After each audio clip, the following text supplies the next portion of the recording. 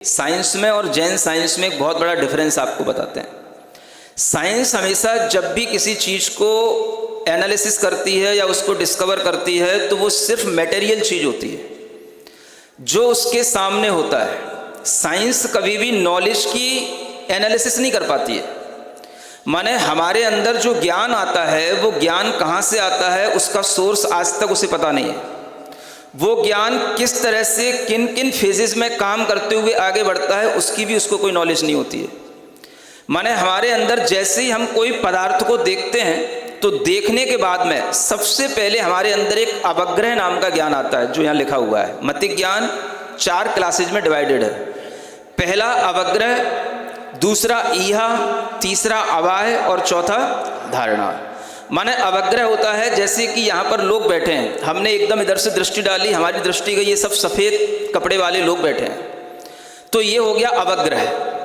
फिर हमने जानने की कोशिश की ये सफ़ेद कपड़े वाला व्यक्ति ही है या कोई दूसरा कुछ वहाँ पर स्टैंड विस्टैंड तो नहीं रखा है।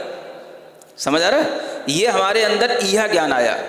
फिर हमने डिसाइड किया कि नहीं भाई ये तो हिल रहा है, थोड़ा सा मुंडी इधर उधर कर रहा है, ये आदमी है और कोई वस्तु नहीं है, तो ये हो गया अवाय।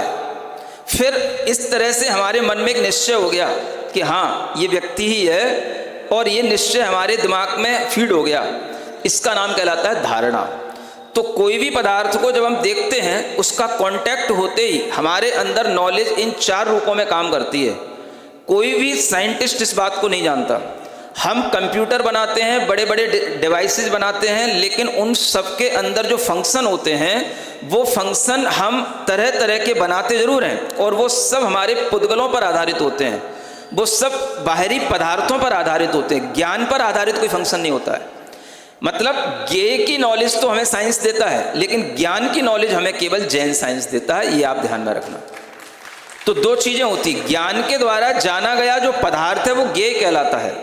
तो ज्ञेय पदार्थ वो आउटर वर्ल्ड की चीज़ें हो गई, वो हमें साइंस बताता है। लेकिन इनर वर्ल्ड की जो चीज़ें हैं जिसके माध्यम से हमें नॉलेज इत्यादि चलती है उसकी सही जानकारी आपको जैन साइंस के अलावा और किसी भी दूसरे शास्त्रों में पढ़ने सुनने को नहीं मिलेगी।